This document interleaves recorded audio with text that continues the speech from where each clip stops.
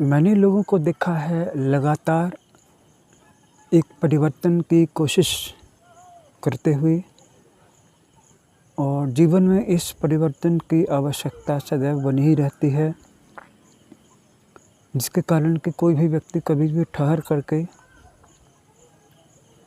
विश्राम नहीं कर पाता है, आराम का अनुभव नहीं कर पाता है। और ये जो विश्राम करने की ज़रूरत है, ये भी एक ज़रूरत है आत्मा की। मृत्यु हमें वही गहरा विश्राम दे देती है जब हम हर तरफ से, हर चीज़ से रिज़ाइन कर देते हैं, क्योंकि हम चाहे माने या ना माने, हमारे प्राण क्लांत हो चुके हैं, हमारा शरीर जर्जर हो चुका है, हमारी आत्मा भी थक चुकी है, भावनाओं से हम आहत हो चुके हैं। सहते सहते अब सहा नहीं जाता, लड़ते लड़ते अब लड़ा नहीं जाता, और अब हमें चाहिए एक परम विश्राम जो मृत्यु हमें दे देती है। शरीर को छोड़ने की प्रक्रिया बहुत ही आनंददायी है, बहुत ही शांतिपूर्ण है, बहुत ही ब्लिसफुल मोमेंट है डेथ का। लेकिन जब हम जीना चाहते हैं, तब हम मरना नहीं चाहते, तब हम फाइट बैक करते हैं, और फाइट बैक करने के चक्कर में हमारे लिए डेथ का मोमेंट पेनफुल हो जाता है। और जितना डेथ के कारण नहीं होता है, उससे ज़्यादा इस जीवन को छोड़ने के कारण हो जाता है कि हम इस जीवन को छोड़ रहे हैं, छोड़ना भी नहीं चाहते हैं, छोड़ भी रहे हैं, छोड़ना भी पड़ रहा है। लेकिन क्या हो अगर हम वही विश्राम बीच बीच में लेते रहें, और क्या हो जिस कारण से थकान होती है, जिस कारण से आत्मा थकती है, जिस कारण से हमारे प्राण रोते हैं, जिस कारण से हमारे शरीर जर्जर होते हैं, जिस कारण से हमारा मन रोता है, उन कारणों को ही हम न आने दें। ये सब है सिर्फ सुखों के पीछे भागने के कारण, ये सब है सिर्फ वासनाओं की तृप्ति की अंतहीन यात्रा में लगे रहने के कारण। लगे रहो, चीज़ों को सुलझाते रहो, देते रहो। लेकिन कुत्ते की पूंछ है टेढ़ी की टेढ़ी ही रहेगी। ये कुत्ते की पूंछ की जिद है, ये संसार, इसकी ज़रूरतें अंतहीन हैं, अनंत हैं। इनको आप कभी भी पूरा नहीं कर पाओगे। और ज़्यादातर लोग इसलिए भजन नहीं करते। क्यों भजन नहीं करते? क्योंकि मेरा जब सब काम हो जाएगा तब मैं अच्छे तरीके से सब चीज़ों को छोड़ दूंगा, प्रभु के चरणों के शरण ले लूँगा। और समझ भी नहीं पाते हैं, उससे पहले बुढ़ापा आ जाता है। इसलिए जो योगी होता है वह बहते हुए समय को ही रोक देता है। उसका कहना है कि बुढ़ापा आ जाएगा तब वैसे भी तो मेरा ये जो सांसारिक व्यापार है ये अपने आप छूट ही जाना है, इसलिए मैं इसको खुद छोड़ दूंगा। ये सोचना बहुत स्टूपिड सोच है। आप खुद कभी नहीं रोक पाओगे, क्योंकि आप ही काल के प्रवाह में हो, काल की मुट्ठी में हो। काल क्या है? हर क्षण गुजर रहा है, गरीब को अमीर बना रहा है, अमीर को गरीब बना रहा है, कम शक्तिशाली देशों को परम शक्तिशाली महाशक्ति बना रहा है, और बड़े बड़े शक्तिशाली देशों को मध्यम दर्जे का देश बना रहा है। 1990 में एक बहुत बड़े देश का विघटन हुआ। उसके पहले वह बहुत ही शक्तिशाली था, शक्तिशाली अभी भी है, अभी भी कम नहीं है। लेकिन 1990 से पहले 1980 के दशक में एक देश साधारण मध्यम वर्गीय था, ग्लोबल साउथ का था, उसी का पड़ोसी था। आज वह दुनिया के दूसरे नंबर की बड़ी सैनिक शक्ति भी है और आर्थिक शक्ति भी है, और बहुत जल्द वह नंबर 1 की आर्थिक शक्ति बन जाएगा।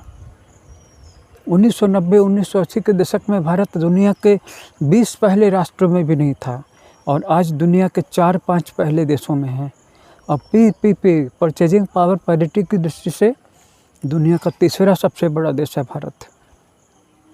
तो काल का यही काम है, अमीर देशों को गरीब बनाना, गरीब देशों को अमीर बनाना, गरीब इंसान को राजा बना देना और राजा को रंक बना देना, बच्चे को जवान कर देना, जवान को बूढ़ा कर देना, बूढ़े को मृत्यु के मुख में पहुंचा देना, और मरे हुए को फिर से जन्मा देना।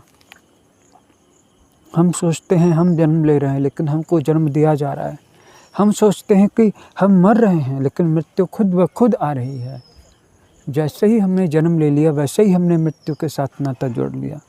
इस मृत्यु से बचने का कोई उपाय नहीं, बस एक ही उपाय है, और वो ये कि जन्म ही ना लिया जाए, जन्म लेने से बचा जाए। लेकिन ये बातें सिर्फ कहने की भी हैं या करने के लिए भी हैं।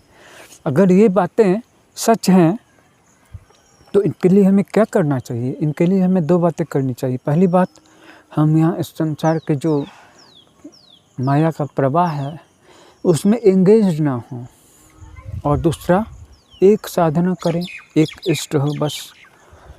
अगर हमारा एक इष्ट है, हम इसकी साधना कर रहे हैं, और जो ये संसार का प्रवाह है, ये माया का आकर्षण का, इसमें ना फंसें। फंसाने के बहुत सारे तरीके हैं। माया कभी नहीं चाहेगी, सृष्टि कभी नहीं चाहेगी कि कोई जीव मुक्त हो जाए। इस संसार का नियंता कभी नहीं चाहेगा कि तुम इससे मुक्त हो जाओ और ऊपर के संसार में चले जाओ। वो तुम्हारे सामने अजीब अजीब आकर्षण की वस्तुएं उत्पन्न करके दे देगा, जिससे कि तुम यहाँ पे कुछ समय के लिए फंस जाओ, फिर भूल जाओ, फिर तुम्हारा मुक्ति का प्रयास छूट जाएगा।